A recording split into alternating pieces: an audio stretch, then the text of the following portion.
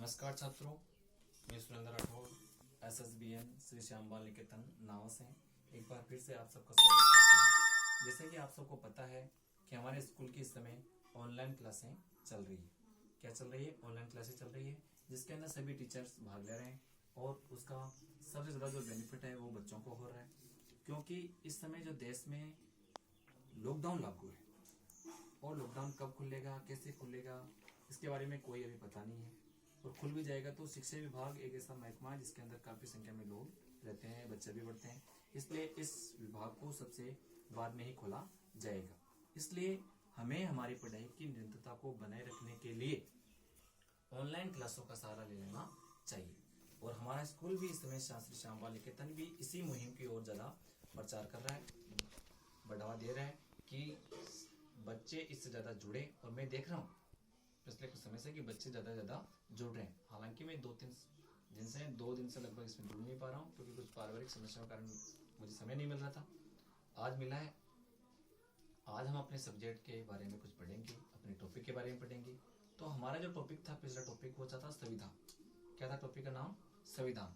तो संविधान के बारे में हमने पढ़ा, संविधान कैसे बना, इसकी विशेषताएं कैसी थी, 20 विशेषताओं के बारे में हमने काफ़ी बड़ा उल्लेख किया। अब हम इसके प्रस्तावना के बारे में पढ़ेंगे। किसके बारे में? इसकी प्रस्तावना के बारे में। तो बिल्कुल संविधान की जो प्रस्तावना है वो 26 नवंबर 1950 को लगभग तैयार थी, और जो हमारी पाठ्य पुस्तक के पीछे भी लिखी हुई है, लेकिन वो 26 नवंबर 1949 वाली नहीं है, क्योंकि संविधान का जो 42वां संविधान संशोधन था 1976 के अंदर, उसकी धारा 3(1)1977 के अनुसार इसके अंदर 2 संशोधन किए गए। क्योंकि पहले संविधान को जो प्रस्तावना थी उसके अंदर आता था शब्द प्रभुत्व संपन्न आता था। अब उसके स्थान पर संपूर्ण प्रभुत्व संपन्न, समाजवाद, पंथ निरपेक्ष, लोकतंत्रात्मक, गणराज्य शब्द को जोड़ दिया गया। ठीक है। और दूसरा जो संशोधन था वो था इसमें एकता और अखंडता, राष्ट्र की एकता और राष्ट्र की एकता। अब आ गया जो नया शब्द राष्ट्र की एकता और अखंडता, दोनों शब्दों को जोड़ दिया गया। जहां पहला शब्द राष्ट्र की एकता था, अब इसी संशोधन के अंदर दूसरा जो परिवर्तन था ना, उसके अनुसार राष्ट्र की एकता और अखंडता दोनों शब्दों को जोड़ दिया गया। अब इन दोनों शब्दों के जोड़ने के बाद जो हमारी जो संविधान की जो प्रस्तावना है वो अब इस प्रकार से बन गई है, उसका हम पूर्ण विवेचन अभी करते हैं। जैसे संविधान की जो प्रस्तावना है वो हमारे देश की संविधान की आत्मा भी कही जाती है, और प्रथम भाग के अंदर वर्णित भी। क्वेश्चन भी बनता है, संविधान की प्रस्तावना का उल्लेख कौन से भाग में किया गया है? प्रथम भाग में किया गया है। संविधान की आत्मा किसे कहा गया है? प्रस्तावना को कहा गया है। ध्यान रखना बच्चों, ये प्रस्तावना वही है जो संविधान सभा की 3री बैठक के अंदर पंडित जवाहरलाल नेहरू के द्वारा प्रस्तुत की गई थी। उसमें उसे क्या नाम दिया गया था? उद्देशिका। और आगे चलकर संविधान तैयार होने के बाद में इसी उद्देशिका को हम प्रस्तावना के नाम से जाना, तो यहाँ पर प्रस्तावना के नाम से जानते हैं। अब इसी प्रस्तावना को सारगर्भित करने के लिए हम इसको 3 भागों में बांट देते हैं। पहला है घोषणात्मक भाग, दूसरा उद्देश्यात्मक भाग, और तीसरा है वितरणात्मक भाग। तो संविधान की प्रस्तावना को याद करने के लिए हमें इन तीनों भागों को याद करना पड़ेगा। कौन कौन से भाग? घोषणात्मक भाग, उद्देश्यात्मक भाग और वितरणात्मक भाग। तो संविधान की प्रस्तावना के 3 भाग हैं। तो सबसे पहला भाग कौन सा था? घोषणात्मक भाग। तो घोषणात्मक भाग के अंदर हम क्या करेंगे? घोषणा करेंगे। क्या? हम भारत के लोग, घोषणा हमारी क्या है? हम भारत के लोग भारत को क्या मानते हैं? भारत को क्या मानते हैं? अंतिम शक्ति मानते हैं जनता को। भारत के अंदर संपूर्ण शक्ति वो किसके पास में है? जनता के पास में। चाहे वो सरकार की तीनों जो अंग हो, व्यवस्थापिका, कार्यपालिका, न्यायपालिका, इन तीनों की जो शक्तियां हैं वो अंतिम रूप से किसके पास में होती है? जनता के पास में होती है, क्योंकि जनता ही हमारे संविधान को आत्मार्पित, अंगीकृत और अधिनियमित करती है। तो अंतिम शक्ति हमारे पास में जो उल्लेखित होती है वो जनता के पास में ही होती है। तो घोषणात्मक भाग का जो पहला जो वाक्य है वो आता है हम भारत के लोग। तो अर्थात अंतिम शक्ति होती है वो किसके पास में होती है? जनता के पास में होती है। चाहे सरकार किसी भी प्रकार की नीतियां बनाए, उन्हें लागू करे, उन्हें मानने का जो अंतिम दायित्व होता है वो जनता के ऊपर निर्भर करता है। जनता उन्हें स्वीकार या अस्वीकार दोनों करने के अंदर मजबूत रहती है, क्योंकि जनता ने ही संविधान को आत्मार्पित, अंगीकृत और अधिनियमित किया था। ये तो हो गया इसका घोषणात्मक भाग। अब आता है उद्देश्यात्मक भाग, जिसके अंदर पहला जो वाक्य है वो है संपूर्ण प्रभुत्व संपन्न। बिल्कुल, भारत एक प्रभुता संपन्न राष्ट्र है। एक प्रभुता संपन्न राष्ट्र है। बिल्कुल, भारत एक प्रभुता संपन्न राष्ट्र होने के कारण इसकी स्वयं की एक विदेश नीति है, स्वयं का संविधान है, स्वयं का एक प्रशासन है। इसके लिए किसी भी बाहरी दबाव की आवश्यकता इसके ऊपर नहीं पड़ती है। ना ही कोई बाहरी दबाव है कि भारत अगर किसी दूसरे देश के साथ कोई मजबूत संबंध बनाता है तो उसे कोई विदेशी सहायता लेने की आवश्यकता नहीं पड़ती, क्योंकि भारत पंचशील और गुटनिरपेक्ष सिद्धांतों का समर्थक था। गुटनिरपेक्षता के दौरान हमने पढ़ा था कि भारत एक पृथक नीति का पालन करता है। किस नीति का पालन करता है? पृथक नीति का पालन करता है, जिसके अनुसार वह अपनी स्वयं की नीतियां बनाता है, स्वयं के संविधान के अनुसार चलता है। तो ये तो हो गया संपूर्ण प्रभुत्व संपन्न। अब इसके बाद में आता है समाजवाद। बिल्कुल, समाजवाद जो शब्द है वो 42वें संविधान संशोधन के बाद में प्रस्तावना में जोड़ा गया। याद रखना, समाजवाद शब्द कब जोड़ा गया? 42वें संविधान संशोधन 1976 के बाद प्रस्तावना के अंदर जोड़ा गया।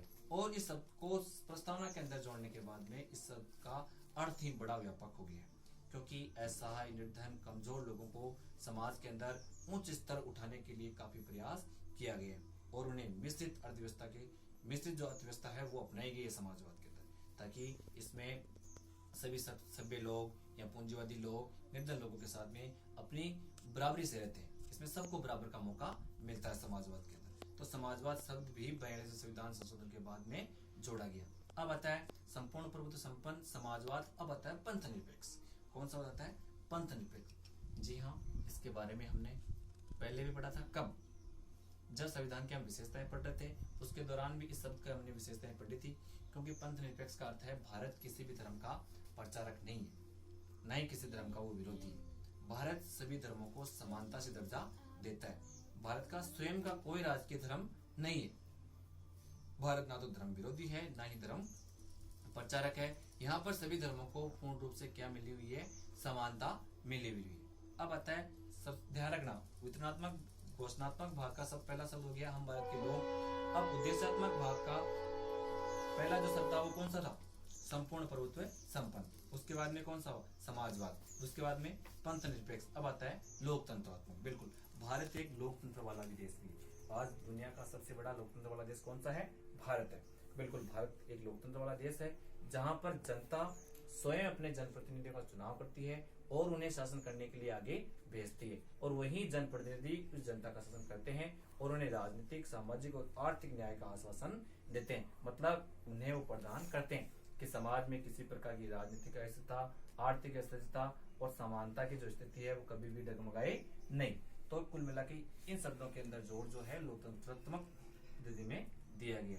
अब शब्द आता है गणराज्य। बिल्कुल, उद्देश्यात्मक भाग का अंतिम जो शब्द हुआ है गणराज्य। बिल्कुल, भारत एक गणराज्य है। गणराज्य का अर्थ होता है कि भारत के अंदर सर्वोच्च पद जो है वो वंशानुगत नहीं है। वंशानुगत का मतलब होता है पारिवारिक रूप से पिता, दादा के बाद पिता हो, पिता के बाद बेटे को और बेटे के बाद पोते को मिल जाता है। लेकिन भारत में ऐसा सर्वोच्च पद के लिए लिखा नहीं गया। बिल्कुल, भारत का जो सर्वोच्च पद होता है वो होता है राष्ट्रपति, और राष्ट्रपति का जो पद है वो वंशानुगत नहीं है। वंशानुगत नहीं है इसका मतलब हुआ यहाँ पर निर्वाचन होता है। बिल्कुल, भारत के राष्ट्रपति का चुनाव जो होता है, निर्वाचन जो होता है वो एकल संक्रमणीय मत प्रणाली के द्वारा किया जाता है। ये हम सबको पता है।